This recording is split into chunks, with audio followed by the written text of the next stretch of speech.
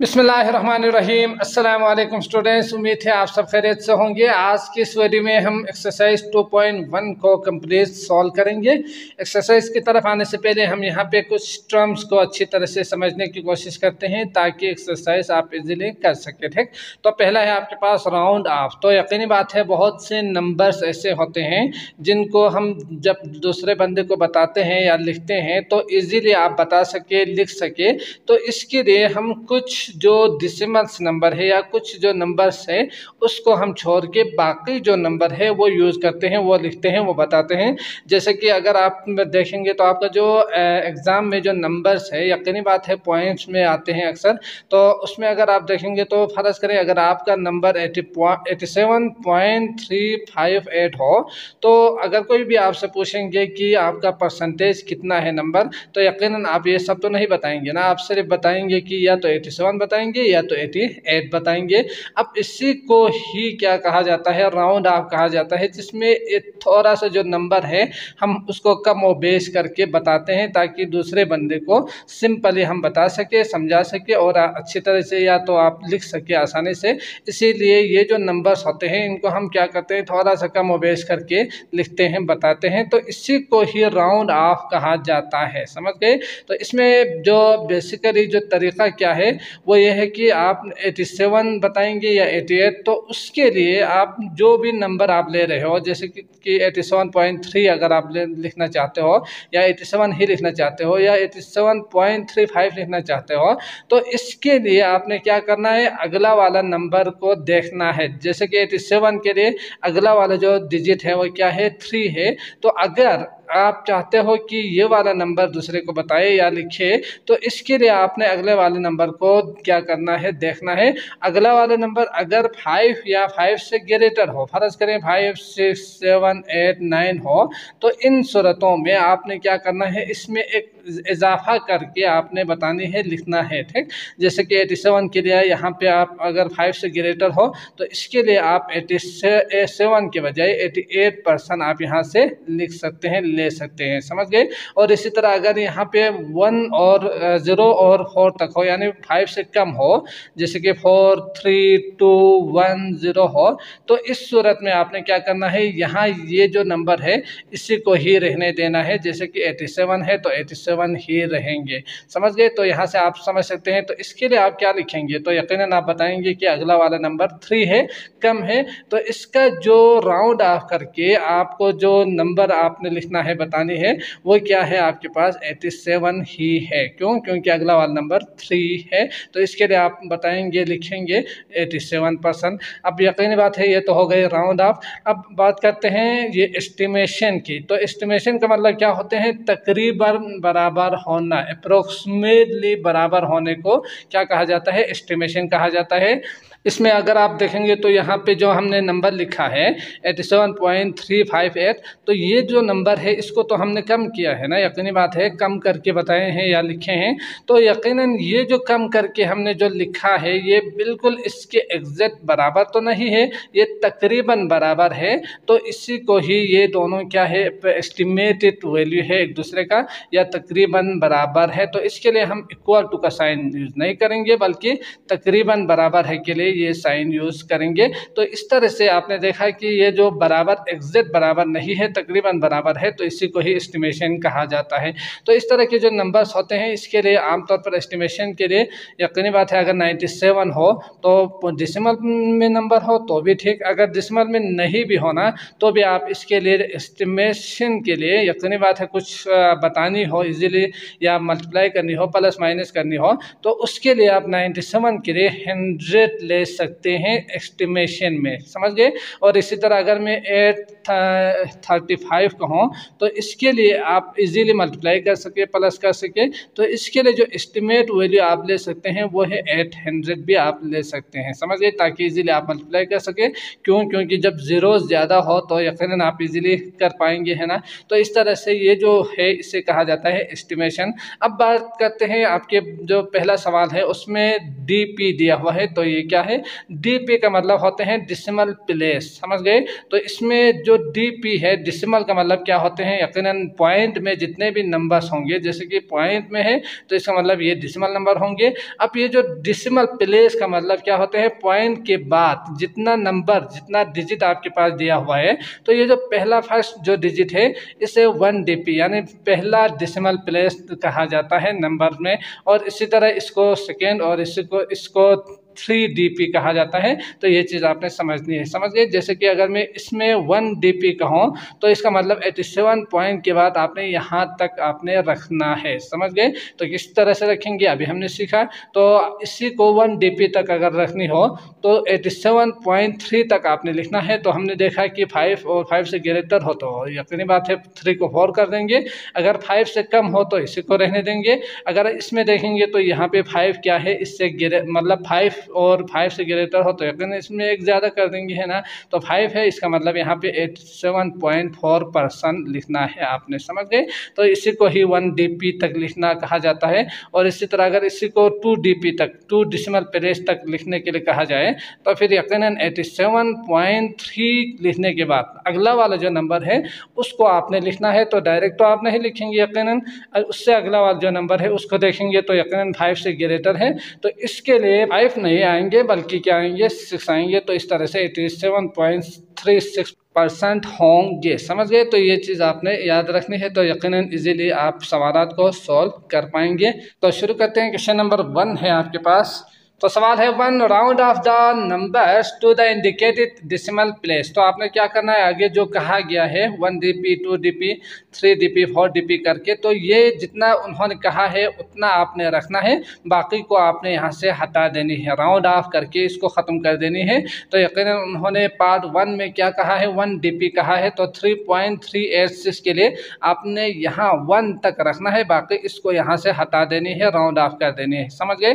तो इसके लिए आंसर में क्या होंगे, यकीनन 3 पॉइंट के बाद ये रखना है ना। तो ये तो रखेंगे, 3 लिखेंगे या 4 लिखेंगे, इसका फैसला अगला वाला नंबर करेंगे 8, समझ गए। तो ये 5 से ग्रेटर है तो इसका मतलब ये हुआ इसमें एक इजाफा करके आपने यहाँ पे लिखना है। तो ये 3 के बजाय आपने 4 लिखना है। तो ये आएंगे आपके पास अप्रोक्सीमेटली इक्वल टू होके राउंड ऑफ होके 3.4 आंसर होंगे, समझ गए। इसके बाद पार्ट 2 है। तो यकीनन आप समझ चुके हैं, जल्दी से करते हैं। तो 3.2 के लिए 2 तक रखना है। तो 3.2 लिखना है, 3 लिखना है। तो अगला वाला नंबर 4 है तो इसका मतलब 2 ही रहेंगे, है ना। इसके बाद 4.266, तो इसके लिए यकीनन 2DP यानी यहाँ तक रखना है। तो 4.2 तो आएंगे ही आएंगे, 2 डिसिमल प्लेस तक रहने देना है। तो यहाँ 6 है, अगला वाला नंबर 5 से ग्रेटर है तो इसका मतलब 6 नहीं लिखेंगे बल्कि 7 लिखेंगे। इसके बाद 4 में जो कहा है वो है 2DP तक आपने रखना है इसको, 2 डिसिमल प्लेस तक। तो 0.3 तो लिखेंगे ही लिखेंगे, अगला 7 लिखेंगे या 8 लिखेंगे, उसका फैसला अगला वाला नंबर करेंगे 5 ठीक। तो इसके लिए यकीनन 8 लिखना होगा हमें यहाँ पे, है ना, क्योंकि 2 डिसिमल प्लेस कहा है। इसके बाद 5 है 4.68, तो 1DP तक रखना है। तो 4.6 ही लिखना है। तो अगला वाला नंबर 8 है तो इसका मतलब यहाँ पे 7 लिखेंगे। 7.5328, तो 2DP तक आपने रखना है यहाँ तक। तो इसके लिए आपने क्या करना है, 7.5 लिखने के बाद 3 लिखेंगे या 4, तो इसका मतलब 3 लिखेंगे क्योंकि अगला वाला नंबर 2 है। इसके बाद 2.34 में 1DP तक लिखना है। तो 2.3 लिखेंगे या 4, तो इसका मतलब अगला वाला 4 है, इसलिए हम 3 ही रहने देंगे। तो इसके बाद अगला है 5.735, तो इसमें 2DP कहा है तो यहाँ तक रहने देना है राउंड ऑफ करके। तो 7, इसके बाद 3 या 4, तो इसका मतलब 4 लिखेंगे। 5 है अगला वाला। 0.18375, तो इसमें 3DP कहा है तो 0.18 के बाद 3 लिखेंगे, 4 लिखेंगे, तो इसका मतलब अगला वाला नंबर 7 है, इसलिए हमें यहाँ पे 4 लिखना है, समझ गए। इसके बाद 0.27286, तो इसमें कितना कहा है, 2DP कहा है, तो इसका मतलब यहाँ तक रहने देना है, बाकी आपने राउंड ऑफ कर देनी है। तो 2 7 या 8, तो इसका मतलब अगला वाला नंबर 2 है, इसलिए 7 ही रहने देंगे। अगला है 0.36265, तो इसमें 4 dp यानी यहाँ तक रहने देना है आपने, बाकी इसको यहाँ से हटा देनी है, राउंड ऑफ कर देनी है, समझ गए। तो इसका मतलब यहाँ पे देख सकते हैं 362 के बाद 6 आएंगे या 7 आएंगे, अगला वाला 5 है, इसलिए हमें यहाँ पे 7 लिखना है। इसके बाद 0.17561, तो इसमें 4 dp यानी 5 6 तक आपने लिखना है, तो 0.175 तो लिखेंगे ही लिखेंगे, 6 लिखेंगे या 7, अगला वाला नंबर 1 है, इसलिए 6 ही रहने देना है। तो इस तरह से आ गए आपके पास आंसर राउंड ऑफ होके। इसके बाद अगला करते हैं क्वेश्चन नंबर 2।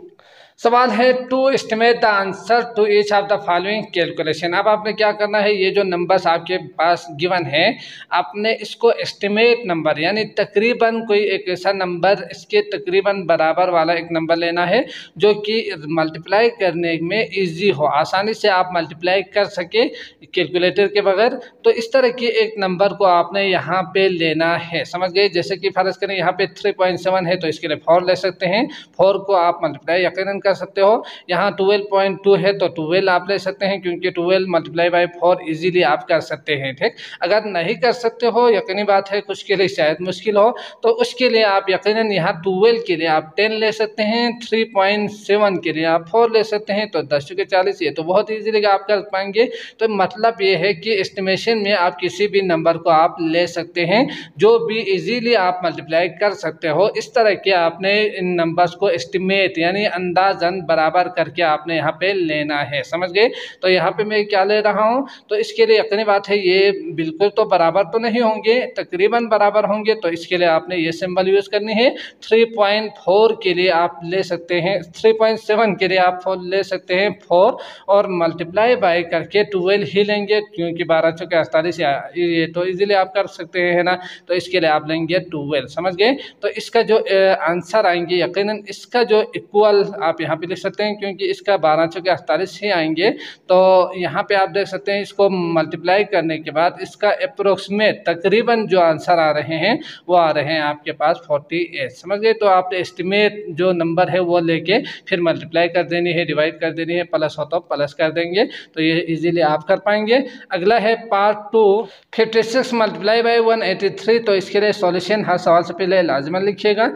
तो यहाँ पे आप देख सकते हैं 56 के लिए 60 या 50 दोनों में से आप एक ले सकते हैं, जो कि इजीली आप मल्टीप्लाई कर पाएंगे। तो यहाँ से 56 है तो ये 60 के करीब है या 50 के करीब है, तो आप कहेंगे राउंड ऑफ के लिए यकीनन हमें यहाँ पे 60 ही लेना होगा, क्योंकि 56 60 के करीब होंगे, 50 के करीब नहीं होते, है ना। तो इसके बाद मल्टीप्लाई करेंगे 180 या 190 या 200, तो यकीनन यहाँ से अगर 180 में ले लो तो आप डायरेक्टली 18 को 6 से मल्टीप्लाई करना ही है, तो यकीनन टेबल याद नहीं होंगे, है ना। तो आप डायरेक्टली ऐसे नंबर से मल्टीप्लाई कर सके कोई ऐसा नंबर आप ले लें, या 100 ले लें या 200 लेंगे, तो ही आप इजीली मल्टीप्लाई कर पाएंगे। अब आप बताएं कि इसके लिए हमें क्या कौन सा नंबर लेना होगा, तो यकीनन आप कहेंगे 6 दूनी 12, तो आप कर सकते हैं, इसके लिए आप ले सकते हैं 200, समझ गए। क्यों? क्योंकि ये मल्टीप्लाई आप इजीली कर सकते हैं। तो एस्टिमेशन का मकसद ही यही होते हैं कि आप इजीली मल्टीप्लाई करके अंदाजन दूसरे को बता सके या लिख सके। तो यहाँ पे आप देख सकते हैं ये आप इजीली मल्टीप्लाई कर सकते हैं, क्योंकि हम जानते ही है कि अगर आप जीरोस वाले नंबर्स को मल्टीप्लाई करेंगे तो जितना जीरोस है वो आप यहाँ पे लिखेंगे। जैसे कि इसमें 2 है, इसमें 1 है, तो 3 जीरोस आएंगे। जो नॉन जीरोस नंबर है इसको आप मल्टीप्लाई करेंगे 6 दूनी 12, तो इसको आपने यहाँ पे लिखना है। तो ये इस तरह से आप इजीली मल्टीप्लाई करके एस्टिमेशन यानी अंदाजन ये इसके इक्वल है या आप बता सकते हैं, ठीक हो गया। तो इस तरह से आंसर आएंगे आपके पास 12,000। इसके बाद अगला है पार्ट 3, 32.7 मल्टीप्लाई बाई 502। तो इसके लिए यकीनन 32 के लिए आप 30 या 40, तो आप कहेंगे 2 जो है वो 5 से लेस है, इसलिए हम 40 नहीं लेंगे, यहाँ से 30 ही लेंगे, है ना। तो आप यहाँ से 30 लेंगे। इसके बाद मल्टीप्लाई करके 500, यकीनन 502 के बहुत ज़्यादा करीब है, तो आप डायरेक्ट 500 ही लेंगे। तो इस तरह से आप आंसर देख सकते हैं, 3 जीरोस होंगे, जितना जीरोस है वो आपने लिखना है मल्टीप्लाई में, तो 1 2 3 जीरोस, 5 3 15, तो ये आएंगे आपके पास 15,000 तकरीबन इतना होंगे इन दोनों को मल्टीप्लाई करने के बाद आंसर, समझ गए। इसके बाद अगला है पार्ट 4, 12.26 मल्टीप्लाई बाई 75.4, तो इसमें आप देख सकते हैं 12.26, तो इसके लिए 12 भी आप ले सकते हैं, मसला नहीं है, लेकिन इजीली आप मल्टीप्लाई कर सके। हाँ अलबत्ता अगर आप 12 से मल्टीप्लाई इजीली कर सकते हैं, 12 का टेबल याद है तो बहुत ही अच्छी बात होगी, 12 ही लिखेंगे। ठीक, तो यहाँ पे 12 लिख के देखते हैं, तो यहाँ पे आप देख सकते हैं 75.4, तो इसके लिए आप या तो 70 ले सकते हैं या तो 75, तो 12 का अगर टेबल याद हो तो आप 75 लीजिएगा, नहीं तो आप क्या लेंगे 80 ले सकते हैं, समझ गए। तो इसके लिए अगर आप देखेंगे तो इन दोनों का आंसर क्या होंगे, 12 0 एक ही 0 है और 12 7 84 12 96, तो 96 होंगे, 960 अप्रोक्सीमेटली इसका आंसर होंगे इन दोनों को मल्टीप्लाई करने के बाद, समझ गए। तो यकीनी बात है इसमें अप्रोक्सीमेट में आप जो भी लेना चाहो ले सकते हैं ना, तो इसके लिए आंसर डिफरेंट भी आ सकते हैं। आपका जो भी डिफरेंट आंसर आएंगे तकरीबन बराबर आना चाहिए, यकीनन कुछ ही डिजिट फर्क होने चाहिए, बहुत ज़्यादा फर्क नहीं होनी चाहिए, तो ये चीज़ आपने याद रखनी है। तो आपका आंसर डिफरेंट भी हो सकते हैं, ये भी ख्याल रखिएगा। इसके बाद अगला है 5, तो सवाल है 13.82, तो इसके लिए आप ले सकते हैं 82 है 8 है मतलब, तो इसके लिए राउंड ऑफ करके आप 14 ले सकते हैं। इसके बाद 3.82, तो इसके लिए आप यकीनी बात है 4 ले सकते हैं, 4 के साथ आप इजीली मल्टीप्लाई कर सकते हैं, है ना, तो 4 ही लेंगे। तो 4 चौके 16 4 गुम 4 5, तो 56 आपके पास आंसर आएंगे, या 14 4 द 56 आपको यह शायद याद ही होगा, है ना। इसके बाद अगला है 6, सवाल है 104.7 डिवाइडेड बाई 23.81, तो इसके लिए यकीनन 104 और 23, तो इसमें अगर आप थोड़ा सा सोचेंगे तो यकीनन डिवाइड करना इजीली कौन सा वाला दो नंबर्स होंगे, तो आप कहेंगे 100 को आप 20 से या 25 से डिवाइड इजीली कर सकते हैं, है ना। तो ये दोनों आप नंबर ले सकते हैं, 20 ले सकते हैं, 25 ले सकते हैं, लेकिन यहाँ पे 100 इसके बहुत ज़्यादा करीब है जो इजीली आप डिवाइड कर सकते हैं, तो 100 ही आपने लेनी है, समझ गए। इसके बाद 20 लेना चाहो तो 20 ले सकते हैं, 25 लेना चाहो तो वो भी ले सकते हैं, मसला नहीं है, क्योंकि आप इजीली डिवाइड कर सकते हो, है ना। तो 25 ही लेते हैं, तो इसका जो अप्रोक्सीमेट आंसर आएंगे वो आएंगे 25 चौके 7, क्योंकि 100 डिवाइड बाई 25 कितना आएंगे 4 आएंगे। आप पहले मल्टीप्लाई था अब डिवाइड है, तो इस तरह से आपने सोच के ना फिर आपने आंसर को लिखना है, ठीक। इसके बाद अगला है 7, तो सवाल है 44.31 डिवाइड बाई 1.876, तो इसके लिए आप कौन सा वाला नंबर ले सकते हैं, तो 44.31 के लिए आप ले सकते हैं 40, समझ गए। तो ये इजीली आप कर पाएंगे। इसके बाद डिवाइडेड बाई 1.87, तो ये जो नंबर है इसको अगर आप देखेंगे तो यकीनन ये डिवाइड कर सकते हैं 1 के साथ भी और 2 के साथ भी, है ना। तो आप 2 के साथ इजीली डिवाइड कर सकते हैं इसको, तो 2 ही लेंगे पहली चीज़, और दूसरा आप अगर आप देखेंगे तो इसके लिए राउंड ऑफ करके भी 2 ही हमें मिल रहे हैं, तो 2 ही लेंगे, ठीक। तो इससे आप देख सकते हैं 40 डिवाइड बाई 2, तो इसके लिए यकीनी बात है 20 आपके पास आंसर आएंगे, ठीक हो गया। इसके बाद यह यकीनी बात है ये 44 डिवाइड बाई 2 भी आप इजीली कर सकते हैं, तो ये भी आप कर सकते हैं, तो इसके लिए 22 आंसर आएंगे, मसला नहीं है। इसके बाद 69 के लिए अगर आप देखेंगे तो 70, क्योंकि आगे जो नंबर है वो 7 है, तो 7 के साथ आप इजीली डिवाइड कर सकते हैं, इसलिए हम क्या करेंगे 7 ही लेंगे। तो यहाँ से आप देख सकते हैं इसका अप्रोक्सीमेट जो आंसर आएंगे वो कितना आएंगे 70, तो यकीनी बात है ये तो आप कर सकते हो ना, तो 70, तो इसका आंसर आएंगे 10 अप्रोक्सीमेटली, समझ गए। इसके बाद अगला है 9 10, तो इसको भी करते हैं। तो सवाल है 14.023, इसको आपने डिवाइड कर देने हैं 6.816 से, तो यकीनन आप देख सकते हैं यहाँ पे 14 और यहाँ पे 7 के करीब है और 14 है, तो इसके लिए आप ले सकते हैं 14 डिवाइड बाई 7, ठीक, क्योंकि ये राउंड ऑफ करके भी 7 आएंगे, ये राउंड ऑफ करके भी 14 आप ले सकते हैं, तो ये तो बहुत ही इजीली आप समझ सकते हैं। तो 7 2 द 14 आंसर आएंगे 2। इसके बाद ये 105 है, तो आप इसे 100 ले सकते हैं, क्योंकि अगला वाला क्या है 9 आपको नज़र आ रहे हैं, तो इसके लिए आप डिवाइड बाई 10 लिखेंगे। तो डिवाइड बाई 10 के लिए 100 या 110 भी आप ले सकते हैं, क्योंकि ये भी आप इजीली डिवाइड कर सकते हैं, क्योंकि 110 105.7 के ज़्यादा करीब है, तो हमें कोशिश यही करनी चाहिए कि ज़्यादा से ज़्यादा करीब जो आंसर है वो लेकर आए, समझ गए। तो यकीनन इसका जो आंसर है अप्रोक्सीमेटली वो कितना आएंगे 10 11 110, तो इसका आंसर आएंगे 11, समझ गए। तो ये हो गया क्वेश्चन नंबर 2। अब आते हैं क्वेश्चन नंबर 3 करते हैं। तो सवाल है आपके पास 3 एस्टिमेट द वैल्यू ऑफ। तो आपने अंदाजन आपने इसकी वैल्यू निकालनी है, तो एस्टिमेट करनी है दोबारा। तो एस्टिमेशन जो आप कर सकते हैं यहाँ पे आप देख सकते हैं 515.1 प्लस करनी है, तो प्लस आप इजीली कर सकते हो। इसके लिए आप ज़्यादा सोचने की ज़रूरत नहीं है, उसी को राउंड ऑफ करके होल नंबर में लिखना है।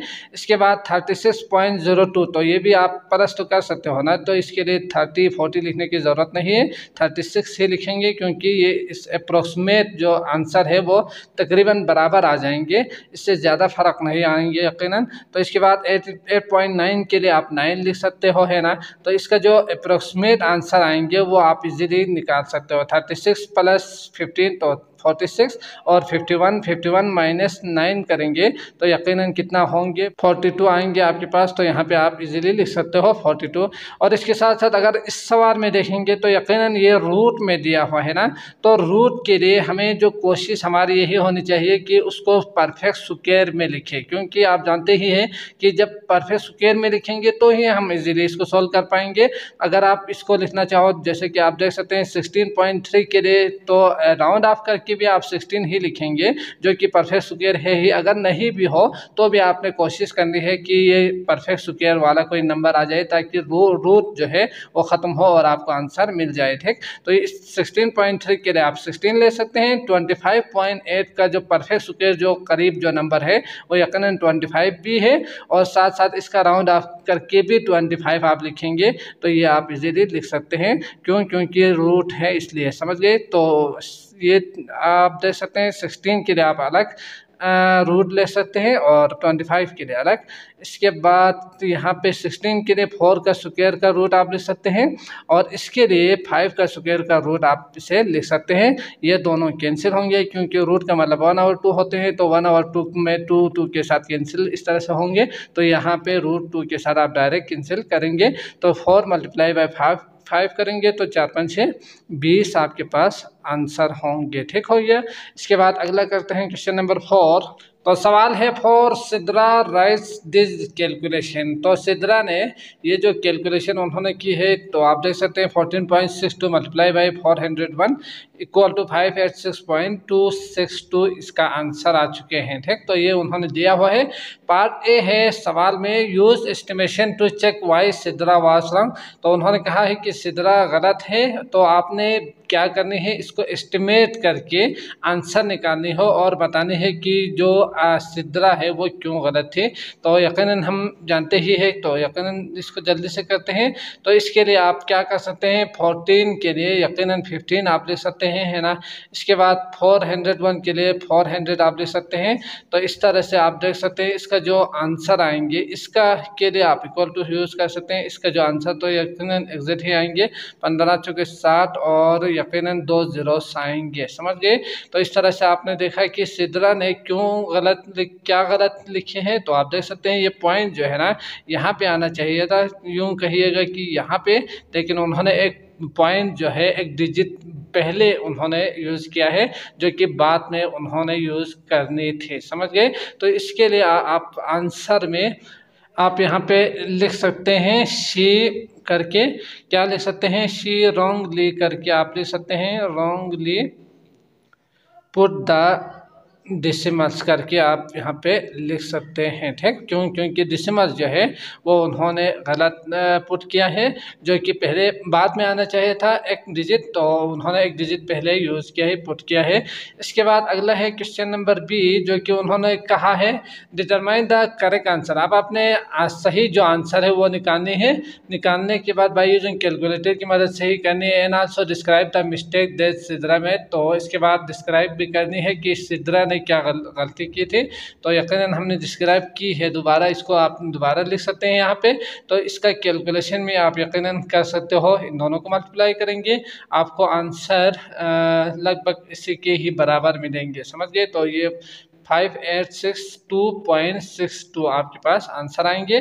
5862, इसके बाद 0.62 आपके पास आंसर आएंगे। इसके बाद आपने इसको दोबारा आप यहाँ लिख सकते हैं, समझ गए। इसके बाद अगला है question number 5, the correct answer of 16.3 और मल्टीप्लाई बाय उन्होंने जो किया हुआ है सही आंसर जो कि इस गिवन बिलो यहाँ पे दिया हुआ है विथ 3 रॉन्ग आंसर, 3 गलत आंसर के साथ। तो यहाँ पे 4 ऑप्शन आपको नज़र आ रहे हैं, तो इनमें से एक सही है, बाकी 3 गलत है, ये उन्होंने कहा है। Use estimation to decide which is correct answer, तो आपने करेक्ट आंसर को डिसाइड कर देनी है कि कौन सा वाला होना चाहिए, समझ गए। तो डायरेक्ट आप नहीं करेंगे, एस्टिमेशन करेंगे। तो इसके लिए आप देख सकते हैं यहाँ पे 16 के लिए आप यहाँ पे ले सकते हैं 15, ठीक। इसके बाद ये अप्रोक्सीमेटली इक्वल होंगे। इसके बाद अगला जो है 25.7 है, तो इसके लिए 15 और 15 पंच 75 भी आप कर सकते हैं, 20 25 30 ले लें तो जल्दी से आप कर पाएंगे, है ना। तो इसके लिए 15 3 45 450, इसका मतलब 450 400 या 600 के करीब आना चाहिए, 400 500 के। तो आप देख सकते हैं पार्ट 1 में उन्होंने दिया हुआ है 41 और पार्ट 2 में 418 दिया हुआ है और पार्ट 3 में 4000 दिया हुआ है और पार्ट 4 में 41,000। तो इसका मतलब ये 450 जो है वो किसके ज़्यादा करीब है, या राउंड ऑफ करके अगर आप कहेंगे तो यकीनन पार्ट 2 जो कि क्या है 418 है, तो इसके ऊपर आपने टिक कर देनी है। इतना आंसर जो है ना वो आनी चाहिए, इसके करीब होनी चाहिए, ठीक। इससे बाकी आप देख सकते हैं वो 2 डिजिट है, 4 डिजिट है, 5 डिजिट है, तो वो तो बहुत ज़्यादा होंगे ना इससे। तो इस तरह से आप इसको चूज़ करके टिक करेंगे। इसके बाद अगला है क्वेश्चन नंबर 6, तो सवाल है use estimation to decide how much the following calculation differ from their actual values. तो आपने एस्टिमेशन करके ये फैसला करनी है कि यहाँ पे जो जितने भी कैलकुलेशन उन्होंने किया हुआ है वो और उसका एक्चुअल वैल्यू, जो असली जो एक्चुअल आंसर है, इसका करेक्ट जो आंसर है वो और इसके दरमियान कितना डिफर है यानी फ़र्क है, ये आपने निकालनी है, समझ गए। तो यकीनी बात है पहले हमें एक्चुअल वैल्यू निकालनी होगी, तो इसके लिए आप कैलकुलेटर यूज़ कर सकते हैं, है ना। तो जब आप कैलकुलेटर यूज़ करेंगे तो 16.4 मल्टीप्लाई बाई 7321 करेंगे तो ये आपके पास आंसर आएंगे, समझ गए। तो उन्होंने जो आंसर लिखा है इसका और इसके दरमियान कितना फ़र्क है ये आपने निकालनी है। तो यकीनन जो बड़े हैं उसको ऊपर और जो छोटे हैं उसको नीचे लिखेंगे।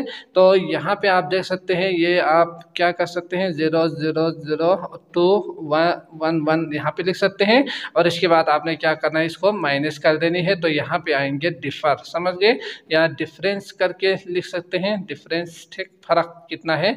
तो यकीनन आप पॉइंट यहाँ पे होंगे 400 आप यहाँ पे लिख सकते हैं पॉइंट के बाद। इसके बाद ये तो आप कर पाएंगे, तो मैं जल्दी से करता हूँ इसको, ठीक। तो 0 और इतना फ़र्क है, तो आप देख सकते हैं ये 0 भी यहाँ से हटाएंगे तो इन दोनों का जो डिफरेंस है वो कितना है 80 और 64.4 जो है इतना फ़र्क है एक्चुअल वैल्यू से। इसका जो सवाल में जो आंसर दिया है वो, ठीक। तो ये हो गया आपके पास आंसर। इसके बाद पार्ट 2 दिया हुआ है, तो सवाल है 65.332 मल्टीप्लाई बाई 10.3 जो कि उन्होंने आंसर निकाल के दिया हुआ है वो है 650। अब आपने एक्चुअल वैल्यू निकालनी है तो कैलकुलेटर यूज़ करेंगे तो ये आ रहे हैं 672.9196। अब आपने डिफर यानी माइनस कर देनी है, तो क्या करेंगे इसको नीचे आप लिख सकते हैं यहाँ पे, तो इसको माइनस करेंगे तो यकीनन ये आएंगे 9, ये 0 आप लिख सकते हैं लिखना चाहो तो, नहीं तो कोई हर्ज नहीं है, पॉइंट के बाद आप जितना चाहो 0 यूज़ कर सकते हैं ज़रूरत हो तो, ठीक। इसके बाद 2 पॉइंट होंगे, 2 होंगे, तो इतना क्या है डिफर है, डिफरेंस है, ये आपने बतानी है, ठीक। आंसर हो गए 22.9196 एक्चुअल आंसर से और उन्होंने जो दिया हुआ है आंसर, इन दोनों के दरमियान इतना फ़र्क है, ये आपने आंसर में लिखना है। इसके बाद अगला है पार्ट 3, 197 मल्टीप्लाई बाई 3576, इसका आंसर उन्होंने दिया हुआ है। जब आप इन दोनों को मल्टीप्लाई करेंगे कैलकुलेटर से तो दोबारा पहले की तरह ही लिखना है, ठीक। मैं शार्ट करके लिख रहा हूँ तो पूरा लफ्ज़ और नंबर्स को मल्टीप्लाई करके यहाँ पे लिखना है। तो आप देख सकते हैं ये आ गया आपके पास आंसर। इसके बाद माइनस कर देनी है, तो ये नीचे हम लिख सकते हैं यहाँ पे, तो आप देख सकते हैं 3 ज़ीरोस है। इसके बाद माइनस करेंगे तो आंसर आपके पास कितना आएंगे तो आप डायरेक्ट बता सकते हैं, तो ये आएंगे आपके पास डिफर, समझ गए, यानी डिफरेंस आएंगे, इसका इतना डिफरेंस है एक्चुअल आंसर और जो उन्होंने आंसर दिया हुआ है इन दोनों के बीच में। इसके बाद अगला है पार्ट 4, तो इसमें आप देख सकते हैं 437.81 डिवाइड बाई 2.27 उन्होंने दिया हुआ है। इसका आंसर उन्होंने लिखा है 190। इसका एक्चुअल जो वैल्यू है वो कैलकुलेटर का यूज़ करके आप यहाँ पे लिख सकते हैं आंसर। अगर कैलकुलेटर यूज़ नहीं कर सके ना एग्ज़ाम में, तो आपने मल्टीप्लाई डिवाइड यहाँ पे कर देनी है, ठीक। तो इसको फ्रैक्शन में कन्वर्ट करके फिर इसको डिवाइड करेंगे तो यकीनन ये डायरेक्ट इसके साथ डिवाइड होंगे, ये आप इजीली कर पाएंगे। तो ये आंसर आने के बाद आपने इसका डिफ़र निकालनी है कि कितना फ़र्क है। तो ये लेस है तो आप इसको नीचे लिख सकते हैं, तो ये आएंगे 2.8678, समझ गए। तो ये इतना फ़र्क है एक्चुअल आंसर और इन्होंने जो आंसर दिया हुआ है इनके बीच में, समझ गए। इसके बाद लास्ट सवाल है आपके पास 7। तो सवाल है at a school the average pocket money spend by a student during break time is Rs20। तो स्कूल में जो ब्रेक के टाइम है उसमें एवरेज जो पॉकेट मनी जो खर्च करते हैं, जेब खर्च जो लेकर आते हैं और ख़र्च भी करते हैं, वो है एवरेज पॉकेट मनी 20 रुपीज़ पर स्टूडेंट, समझ गए। तो एक स्टूडेंट इतना खर्च करते हैं। देयर आर 1500 स्टूडेंट, अगर वहाँ पे 1500 स्टूडेंट हो तो आपने निकालने हैं estimate the total amount spend by student is day, रोज़ाना वो कितना खर्च करते हैं ये आपने निकालनी है, समझ गए। तो यहाँ पे हम जानते ही है, हम क्लास 4, 5 से सीख कर आ रहे हैं कि अगर एक का 20 हो, 1500 का आपने निकालनी हो, तो इस तरह से मैंने समझाया था। तो एक का 20 हो और 1500 का निकालनी हो तो इसके लिए आपने क्या करना है, मल्टीप्लाई कर देनी है। पहली चीज़ मल्टीप्लाई कर देनी है। अब एस्टिमेट करके आपने बतानी है, तो यकीनन एस्टिमेशन हम इसलिए करते हैं ताकि इजीली कर सके। तो यही जो 2 नंबर है इसको आप इजीली कर सकते हो, तो इसके लिए कुछ करने की ज़रूरत नहीं है, डायरेक्ट आप इसी नंबर को ही ले सकते हैं, ठीक। तो इसके लिए मल्टीप्लाई बाय 1500 होंगे तो 3 ज़ीरोस आएंगे इसके साथ, और 15 दूनी आप इजीली कर सकते हो तो 30 होंगे। तो ये आ गया आपके पास एग्जैक्ट आंसर या एस्टिमेट जो आंसर है वो, क्योंकि उन्होंने एस्टिमेशन यानी एवरेज जो पॉकेट मनी है वो उन्होंने कहा है, तो यकीनन उसमें कम और बेश हो सकते हैं, 20 इशारे कुछ दिया हुआ हो सकते हैं। तो ये हो गए 13,000 रोज़ाना एक स्कूल में वो खर्चा करते हैं, ठीक हो गया। तो मैं उम्मीद करता हूँ आपको अच्छी तरह से समझ में आ चुका होगा। अगर आए हैं तो लाइक करके जाइएगा। इसके अलावा जो वीडियो सीरीज़ है उसका लिंक आपको डिस्क्रिप्शन में मिल जाएंगे, आप वहाँ क्लिक करके वो भी देख सकते हैं। मुझे इजाज़त दीजिए, अल्लाह निगहबान।